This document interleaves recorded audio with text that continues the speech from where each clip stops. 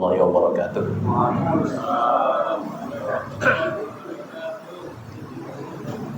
Alhamdulillahirabbil alamin. Wassalatu wassalamu ala asyrafil anbiya'i wal mursalin sayyidina Muhammadin wa ala alihi wa ashabihi ajmain. Asyhadu an la ilaha illallah wahdahu la syarika lah wa asyhadu anna Muhammadan abduhu wa rasuluhu la nabiyya ba'dahu.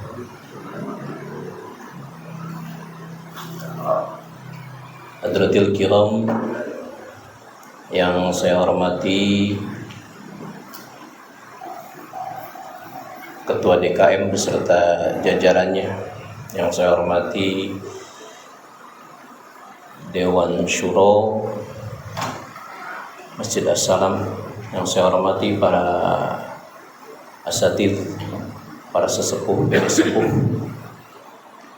jamaah Masjid As-Salam yang mudah-mudahan dimuliakan Allah Subhanahu wa taala. Puji syukur kita panjatkan kehadirat Allah Subhanahu wa taala pada hari ini Zulhijjah yang ke-5 ya? Ke-6 apa ya? 6 Zulhijjah. Kita bisa bertemu, kita bisa melaksanakan salat maghrib berjamaah. Mudah-mudahan semua amal ibadah kita yang telah kita lakukan diterima oleh Allah Subhanahu wa taala, dan segala dosa perdosaan kita baik yang kecil maupun yang besar senantiasa diampuni oleh Allah Subhanahu wa taala. Salawat dan salam tak lupa kita curah limpahkan kepada junjungan alam Habibana wa Nabiyana Muhammad sallallahu alaihi wasallam, pada keluarganya, para sahabatnya, dan mudah-mudahan pada kita selaku umatnya.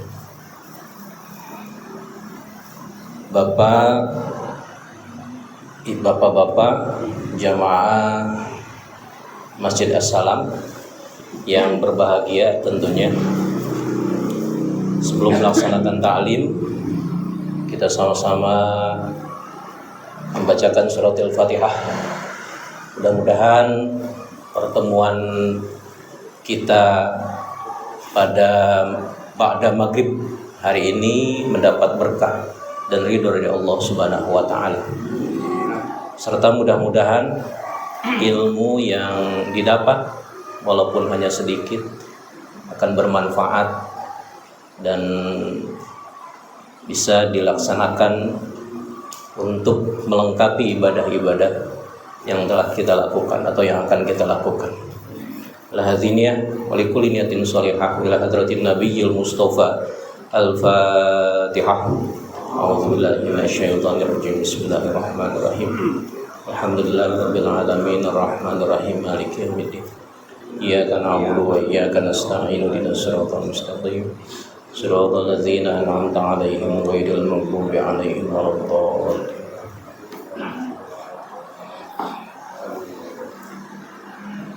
Sedikit hanya ittiba doa ketika mau melaksanakan taklim. Sering diucapkan atau sering dibacakan doa Allahu hadiri, ikutin Pak. Allahu hadiri, Allahu naziri, Allahu syahidun alayya, Allahumma a'in, Allahu mu'in, Allahu bikulli syai'in alim. Rabbi zidni ilman warzuqni fahman birahmatika ya arhamar rahimin. Ittiba sama guru ya, insyaallah. Bapak-bapak, alhamdulillah pada malam hari ini adalah malam ke-6 di bulan Zulhijjah ya. Tapi saya tidak akan membahas Zulhijjah karena sudah banyak pembahasan tentang Zulhijjah.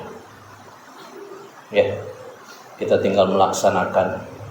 Yang seperti yang kita tahu bahwa di bulan Zulhijjah ini yang paling terdekat ketika tanggal 6 itu ada tanggal 8 Pak ya. 6, 7, 8, 9. Kalau kita pernah melaksanakan haji, tanggal 8 itu adalah hari apa Pak? Tarwiyah. Kenapa dinamakan hari Tarwiyah?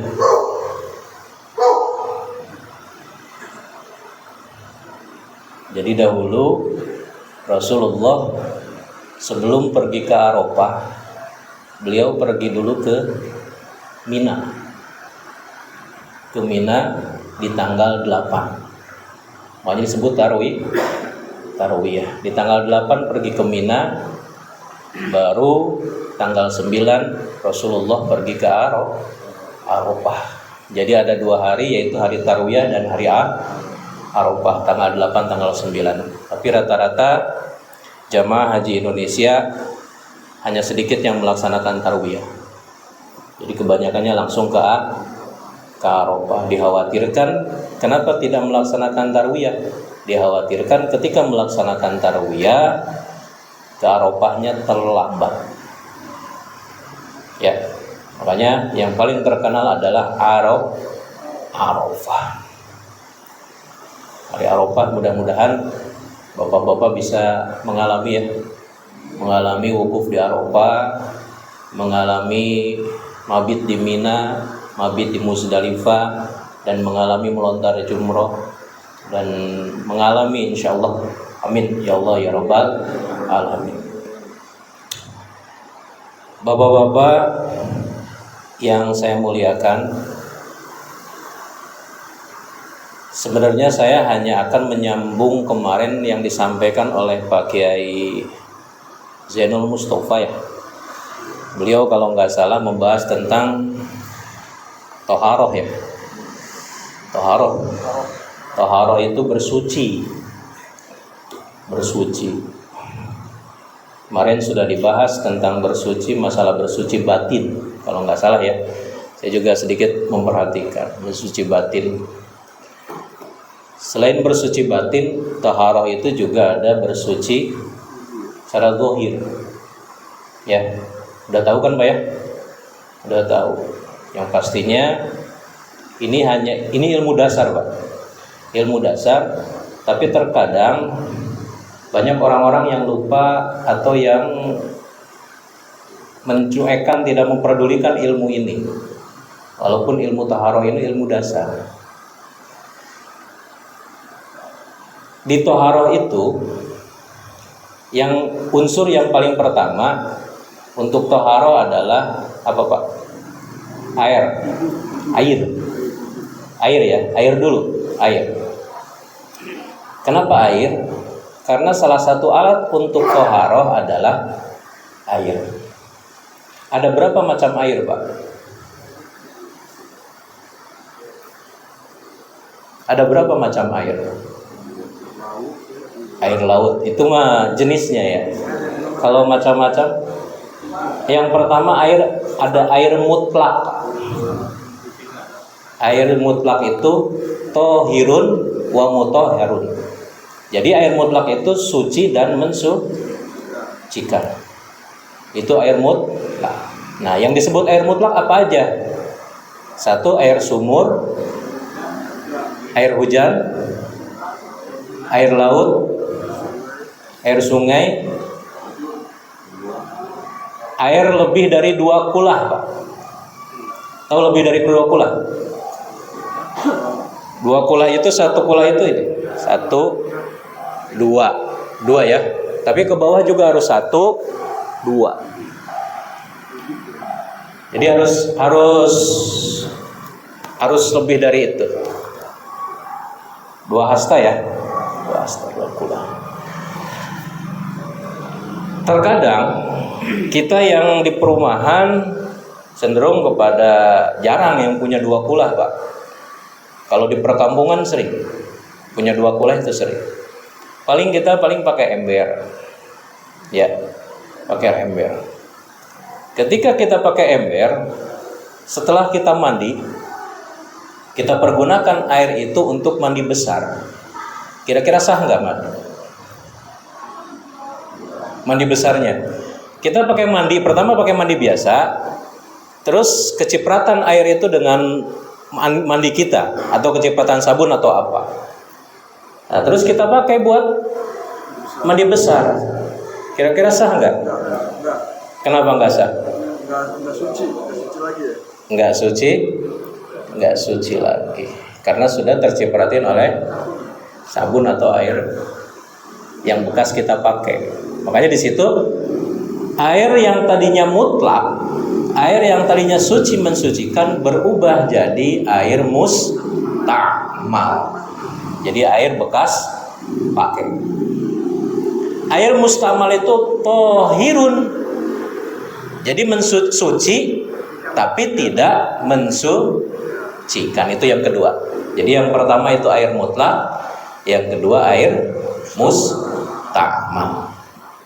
Makanya hati-hati ketika kita akan melaksanakan mandi besar terutama. Nah, diusahakan kalau wudhu mah dari keran ya, diusahakan dari keran. Kalau mandi besar diusahakan sambil dinyalakan airnya, dan diusahakan airnya air yang baru, ya, yang baru, dan dijauhkan dari cipratan. Kehati-hatian itu akan menyebabkan mandi kita sah. Tapi kalau kita tidak hati-hati, itu akan menyebabkan mandi kita tidak sah. Karena air yang dipergunakan adalah bukan air mutlak. Gitu Pak ya? Paham? Air. Jadi yang dipakai wudhu itu harus pakai air mutlak. Saya nggak ngambil pendapat imam-imam ya, takut puyeng Pak. Karena air mustamal itu boleh menurut salah satu Imam Hanafi kalau nggak salah. Air mustamal itu boleh. Tapi saya nggak pakai pendapat imam-imam. Jadi hanya kita yang biasa kita pakai aja, air mutlak, air mustamal. Air mutlak itu terdiri dari tadi yang disebutkan, air hujan dan sebagainya. Air laut suci nggak? Suci dan mensuci. Bahkan air laut itu bangkainya halal. Kapal selam enggak ya? Kapal selam enggak lah. Kapal selam halal kalau di empe-empe. Kapal selam bangkainya halal. Ada 2 bangkai yang halal Pak. Apa? Ikan dan belalang. Al-hut wal jud. Wal jud kalau hut itu ikan laut ya, ikan paus. Wal jud itu belalang. Itu halal Pak. Jadi ketika dia sudah bangkai jadi halal. Dan apapun yang ada di laut halal. Halal Pak. Iya. Ya? Apanya? Turis kecemplung enggak halal. Oh, turis kecemplung ya enggak halal. Ya sebangsaning ikan-ikan lah. Halal. Jadi pertama air mutlak, kedua air mustamal, yang ketiga air apa? Mutanajis. Ya, air mutanajis. Apa yang disebut air mutanajis? Air mutanajis itu air yang sudah tercampur najis. Ya, sudah tercampur najis. Misalkan air bak atau kolam kita kena bangkai cicak, ya, apalagi kena bangkai tikus. Udah gede banget Pak ya. Udah kelihatan banget itu Pak. Jadi air yang kena najis. Bahkan air yang berubah warnanya launuhu wa ta'muhu warna dan rasanya itu juga tidak boleh dipakai wudu. Itu masuknya air mustamal. Jadi air yang berubah warna dan rasa, kayak air teh gitu kan. Berubah kan ya? Warnanya ya, air susu. Berubah Pak warnanya. Atau air yang terkena celupan apa gitu. Air yang tadinya warnanya bening jadi keruh atau jadi apa gitu. Itu juga nggak boleh. Jadi air mutlak, air mustamal, mutanajis. Ya, yang keempat air apa Pak? Dalam kitab fikih disebutkan namanya air musyammash. Apa air musyammash? Air musyammash itu air yang dijemur di dalam tembaga. Jadi kalau kita punya tembaga dijemur di matahari, itu namanya air musyammas. Itu tidak boleh dipakai buat wudu. Kenapa? Karena menyebabkan baros katanya. Sakit Pak. Menyebabkan apa namanya dulu bahasanya kasopak lodong katanya Pak. Kasopak lodong. Pokoknya menyebabkan sakit Pak. Akan menyebabkan sakit. Makanya air musyammas, air yang dijemur di matahari pakai bejana tembaga itu tidak boleh dipakai buat ya, itu macam-macam air. Ya, ada yang tanya Pak, macam-macam air. Cukup. Nah, itu masalah macam-macam air. Nah, terus kemudian selain air yang dipergunakan untuk bersuci itu apa Pak?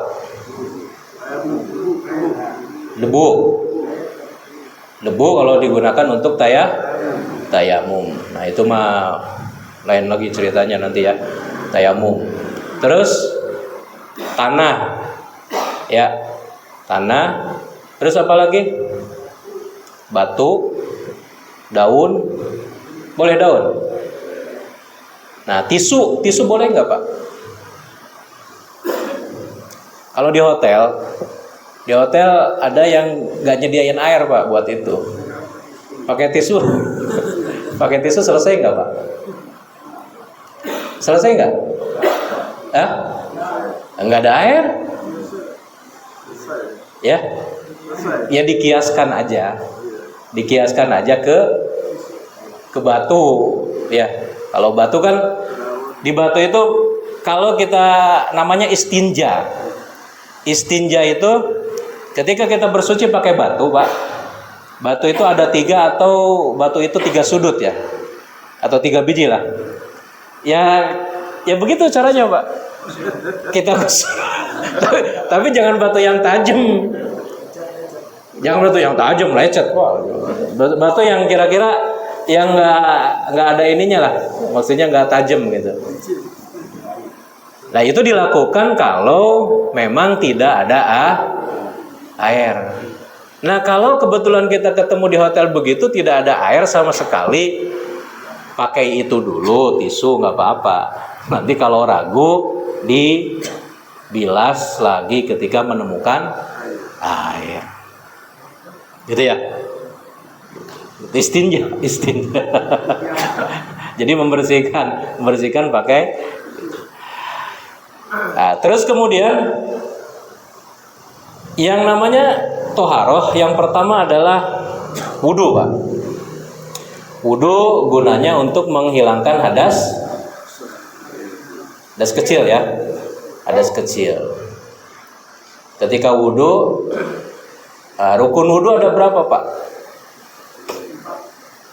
Rukun wudu ada 4. Dalam Al-Quran memang ada 4. Tapi kalau di dalam fikih rukun wudu disebutkan ada 6. Ya. Kalau ada 4 itu memang yang utamanya. Kalau ada 6, yang pertama adalah niat. Ya. Ketika kita wudu nggak pakai niat, sah nggak wudunya? Innamal a'malu binniyat. Ya, ujug-ujug datang ke masjid, sampai basah itu, kira-kira sah nggak? Tapi nggak pakai nih. Ya, jadi usahakan ketika kita mau wudhu kita harus pakai nih. Ya. Terus kemudian kumur-kumur, terus istinsak, ya. Nah, kemudian kita wudhu, ya. Diusahakan sampai telinga ya, sampai ujung telinga ini, ujung telinga. Ya, harus sempurna Pak. Makanya pas bagil wudhu, sempurnakan wudhunya. Jadi sempurnakan wudhunya, jangan asal coprak aja. Ya. Dan diusahakan setiap wudhu itu disunahkan berapa kali? 3 kali. Disunahkan 3 kali. Boleh 1 kali? Boleh. Tapi disunahkan 3 kali. Terus kemudian setelah wudhu, tangan ya, membasuh tangan, terus kepala. Nah kalau kepala gimana Pak? Digini-gini, ya, diusap ya, diusap balikin, usap, ya. Jadi jangan mentang-mentang sedikit dari kepala, digini-gini doang gitu. Boleh nggak? Boleh saja, tapi kurang sempurna, kurang afdol. Kalau kita bisa melakukan yang sempurna, kenapa harus yang tidak sempurna? Gitu Pak ya. Nah, terus kemudian selesai wudhu, kaki, doa ya. Setelah wudhu ada yang kedua yaitu apa? Tayamum. Niat tayamum gimana Pak? Ada yang hafal niat tayamum? Nah ini berguna ketika nanti kita pergi haji, naik pesawat atau umroh. Naik pesawat itu kan 9 jam Pak, 9 jam berangkat dari bandara sampai ke sono 9 jam. Berapa kali waktu sholat itu? Dan jangan dipakai tayamum itu untuk waktu sholat berikutnya. Jadi ketika kita ketemu waktu sholat duhur misalkan, tayamum itu kita pakai buat 1 waktu. Jangan dipakai rombongan nanti.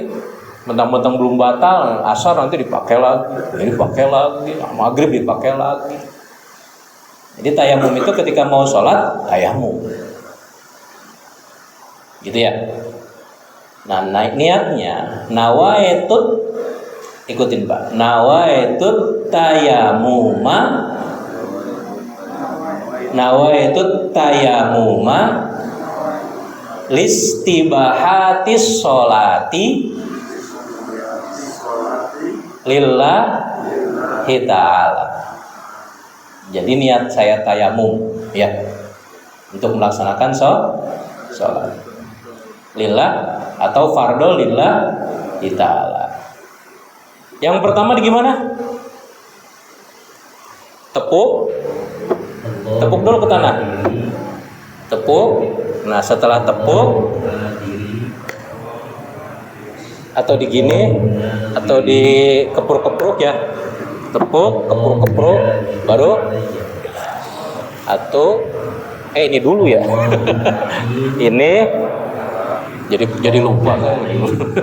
Muka dulu, buang ya, buang, tepuk lagi, gitu lagi, baru tangan, terus, nah bisa kalau tangan satu ini aja, satu tepukan aja, cukup itu, ya, itu tayamum. Nah ketika tayamum, sholatnya bagaimana? Sholatnya sambil duduk ya. Sholat sambil duduk gimana Pak? Duduk ya, sambil duduk Pak. Jangan Sambil duduk, mentang-mentang di jalan ada rada ini, berdiri. Duduk aja, salat sambil duduk. Ya, itu tayamum. Nah, berarti kan ada tadi apa? Wudu, tayamum, terus yang terakhir untuk bersuci itu apa lagi? Istinja, tadi udah istinja ya. Istinja. Terus mandi besar. Mandi besar rukunnya apa? Rukun mandi besar apa?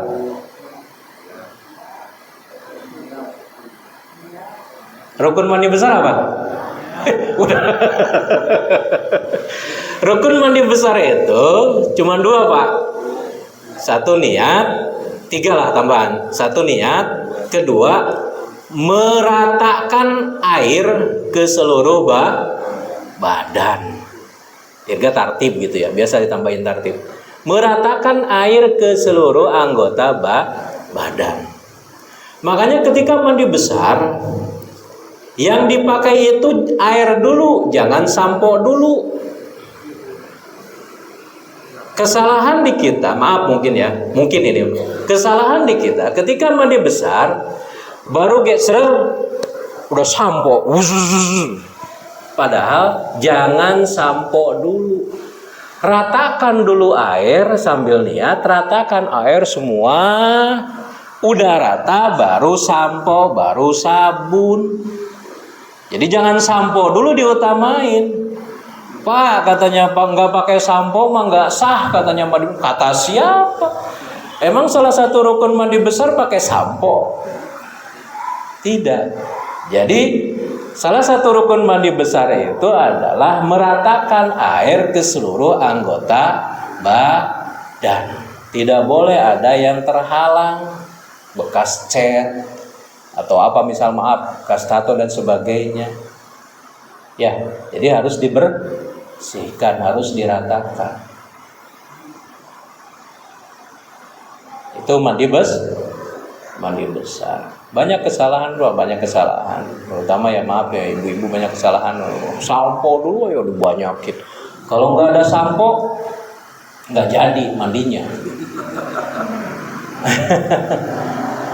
Nah, kalau kita dalam keadaan berhadas besar, air nggak ada, kita gimana, Pak? Ya, mandinya gimana? Air nggak ada nih, atau misalkan air cuman ada seember lah. Pertama air nggak ada, gantinya apa? Tayamum boleh. Kalau air cuma seember, caranya gimana? Mandi, Pak, palanya doang. Diguyur palanya doang, nggak apa-apa. Niatnya mandi besar. Nanti kalau sudah ketemu dengan air yang banyak, baru mandi semuanya, sebadan badan. Ya, boleh. Dalam fikih boleh, Pak. Jadi fikih itu nggak ada yang susah. Ya, pakai tayamum boleh. Pakai tayamum. Selesai. Gitu. Jadi mandi besar itu kan apa ya? Ilmu yang dari kecil kita pelajari, tapi terkadang kita suka lupa dan terkadang kita suka menyepelekan ilmu-ilmu tersebut. Padahal menentukan sekali, Pak, ketika kita sudah junub atau kita punya hadas besar, mandinya tidak sah, otomatis sholatnya semuanya ibadahnya tidak sah. Na'udzubillahi min dzalik. Makanya bersuci ini penting. Toharoh ini penting. Toharoh ini kenapa penting? Makanya di kitab-kitab fikih Yang namanya toharoh pasti ada di bab awal. Pasti ada di bab awal. Toharoh itu pasti ada di bab awal. Kebersihan ada di bab awal. Karena berkenaan dengan sah atau tidaknya ibadah kita. Salah satu syarat sholat adalah bukan bersih, suci. Beda Pak, bersih sama suci beda. Ya, salah satu syarat sah sholat adalah suci dari hadas kecil dan hadas besar. Ya, itu salah satu sah sholat. Kalau itu tidak dipenuhi berarti sholatnya tidak sah. Itu aja. Makanya toharoh ini adalah penting. Penting kita pelajari, kita ulang-ulang. Jangan sampai kita menyepelekan masalah toharoh. Ya, masalah bersuci. Itu ada yang ditanya Pak? Gak apa-apa nanya yang lain ya Pak. Maga. Misalkan kita hari Jumat nih, mau sholat Jumat, kita datang ke masjid itu agak terlambat.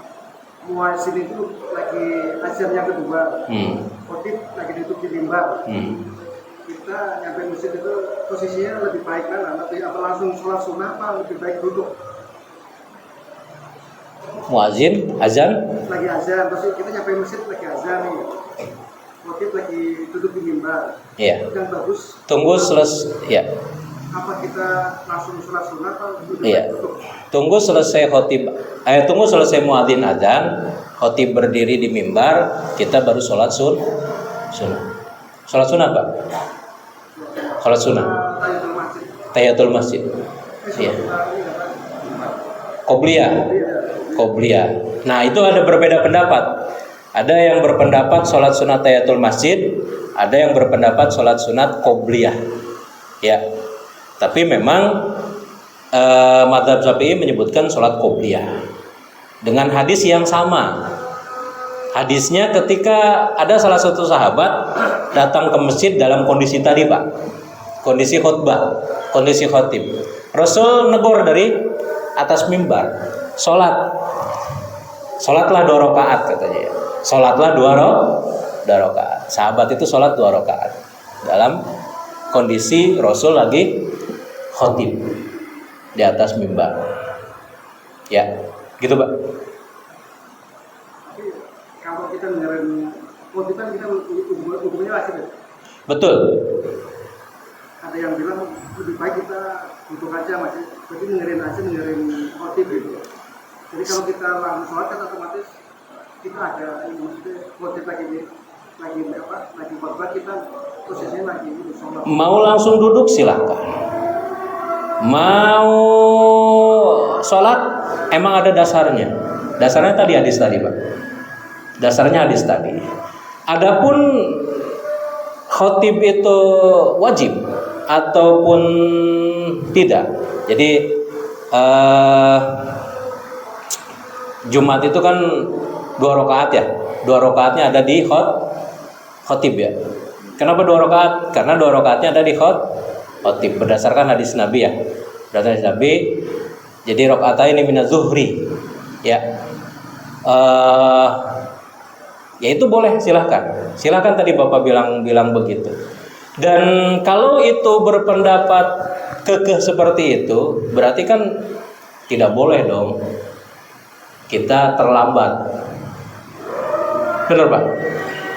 Kalau terlambat berarti tidak mendapatkan 2 khutbah.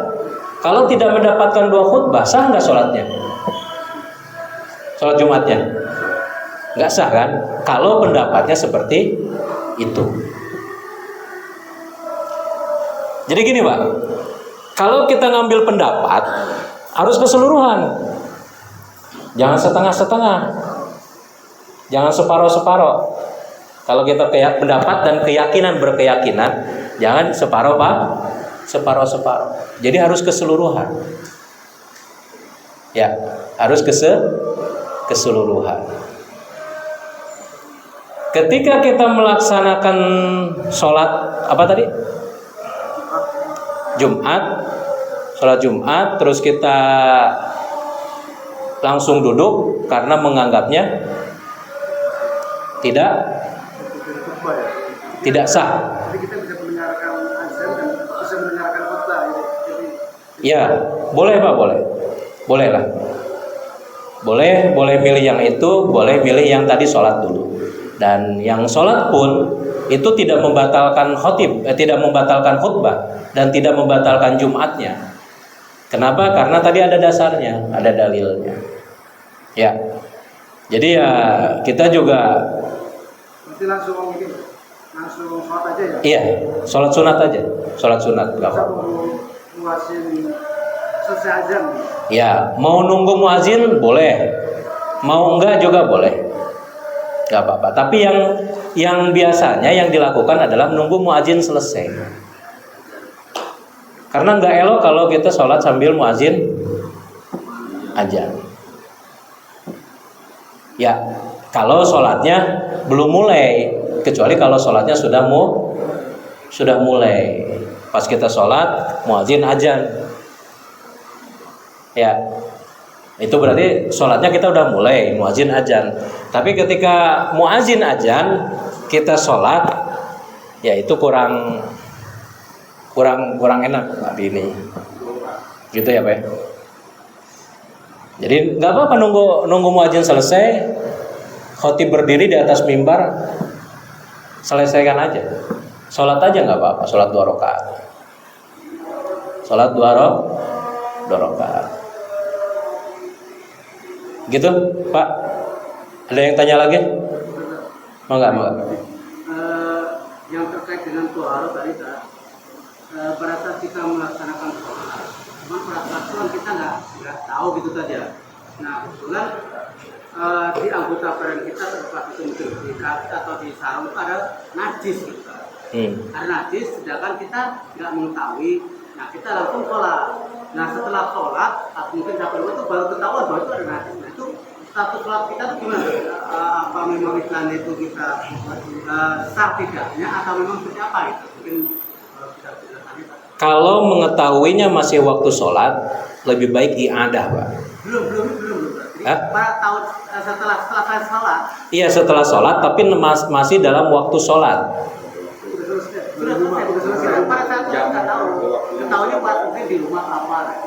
Ya, misalkan gini, ini duhur, pulang ke rumah jam 1, itu masih sholat duhur nggak? Masih kan? Nah kita tahu ada di sarung kita ada tai apa gitu ya. Ya itu buka diganti i'adah aja Pak.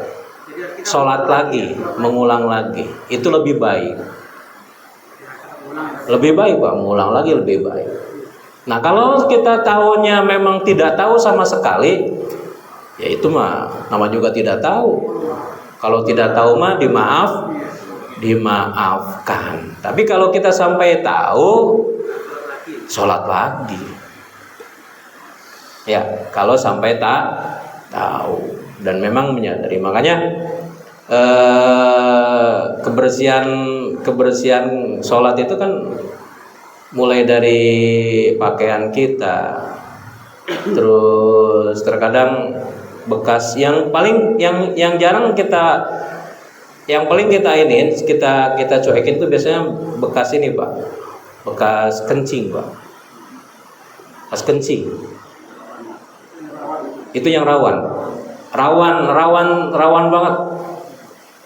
Makanya memang kalau kita pakai celana dalam ya harus sering-sering ganti Pak. Sering-sering ganti karena tetesan kencing itu kan tidak diketahui tanpa sadar, itu rawan. Ya mau nggak mau kalau misalkan kita ya gitu ya. Makanya saya pernah ketemu salah satu kiai, dia nggak mau jadi imam Pak, nggak mau jadi imam karena dia punya was-was ketika kencing. Jadi kencing dia ngerasa aduh udah tiris belum gitu kan. Makanya kan disunahkan kalau kita kencing harus ngedehem Pak. Sambil ditekan gitu. Gitu 3 kali gitu ya. Ya jangan sampai lompat ya ya. Gede 3 kali. Jangan sampai lompat. Ya. 3 kali. Ya, itu ya kebersihan itu kan dari situ juga ya, dari situ. Terus yang rata-rata yang maaf yang jarang kita ketahui itu kayaknya itu apa? Cicak. Cicak itu luar biasa, kecil tapi wanginya. Gitu apa? Siap. Kalau ada kasus misalnya aki-aki nenek itu kan sering maaf beser ya. Dia pakai pampers akhirnya sholat enggak gitu. Itu kasusnya gimana tuh? Ya. Bahkan di situ pernah ada aki-aki lagi sholat netes ya. Ya memang harusnya pakai pampers Pak. Kalau pakai pampers karena kan udzur syar'i. Kalau udah udzur syar'i mau digimanain lagi? Mau diikat? Diikat itu ya nggak keluar, nggak bisa Pak, nggak bisa. Kalau udzur syar'i memang ya pakein pampers, tapi sebisa mungkin ketika mau sholat pampersnya diganti. Ketika mau sholat pampersnya diganti. Sama seperti seorang perempuan yang kena darah istihadhah. Darah istihadhah itu kan darah penyakit, ya, darah penyakit yang keluar terus di luar head. Itu kan keluar terus di luar head, di luar siklus head. Nah, dia boleh sholat, tapi ketika mau sholat darahnya itu harus bersihkan, wudu dan sebagainya, mandi. Nah, baru pakein pembalut sholat. Itu kiasannya ke situ. Nah, begitupun karena itu darah penyakit, bukan darah head. Ya, istihadhah, darah penyakit. Nah, sama bapak-bapak yang tadi atau ibu-ibu yang udah blong, udah nggak bisa nahan, udah blong Pak. Ya kan nggak bisa nahan, udah blong, nggak bisa nahan. Ya tadi pakai pampers, dan pampersnya kalau ketika mau sholat diusahakan diganti dulu, pakein pampers lagi baru sholat. Ya daripada bercecer kemana-mana, najis ke yang lain, gitu. Karena ya kalau udzur syar'i kan dimaafkan, dimaafkan. Ya mau gimana lagi, namanya orang udah uzur, dia pengen sholat ya, masa kita larang-larang kan nggak boleh juga. Gitu kira-kira. Memang enaknya kalau ngaji fikih itu sambil buka kitabnya ya, buka kitab, kita sambil baca di kitabnya. Tapi nggak apa-apa, namanya juga ini dadakan, tahu bulat ya, tahu bulat digoreng dadakan, mudah-mudahan halal, insya Allah mudah-mudahan halal, dan mudah-mudahan ada manfaatnya buat bapak-bapak yang hadir di sini. Amin ya Allah ya Rabbal alamin. Allahumma arinal haqqo warzuqna tiba'ah wa arinal batila warzuqna istinabah. Rabbana atina fid dunya hasanah wa fil akhirati hasanah wa qina adzabannar. Walhamdulillahirabbil alamin. Subhanakallahumma wa bihamdika asyhadu an la ilaha illa anta astaghfiruka wa atubu ilaik. Assalamualaikum warahmatullahi wabarakatuh.